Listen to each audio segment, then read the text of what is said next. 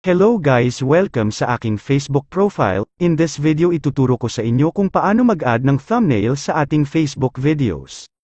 Madali lang ito guys, let's go. Una punta lang kayo sa inyong browser o Google Chrome. E-type lang natin ang facebook.com at mag-login.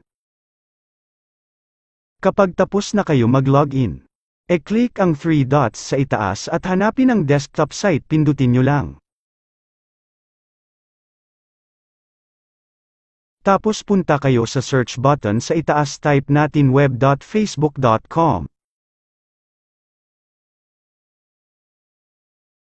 And then pindutin nyo lang ang 3 line sa itaas at profile.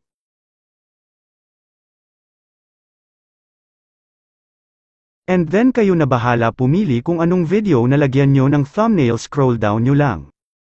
Kapag nakapili na kayo, for example ito, pindutin nyo lang ang 3 dots sa gilid. Pindutin ang edit post. Pindutin ang video options. Again pindutin ang change thumbnail. Pindutin ang upload image. Tapos dito tayo mapupunta sa albums, kayo na bahala pumili kung anong thumbnail. Pindutin nyo lang ang ginawa mong thumbnail at pindutin ang done.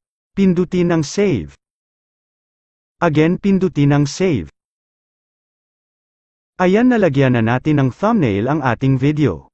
Di ba madali lang guys? So yun lang guys, sa may mga tanong pwede kayo mag-comment sa video nato. Kapag hindi ka pa naka-follow, follow for more tips and tutorial.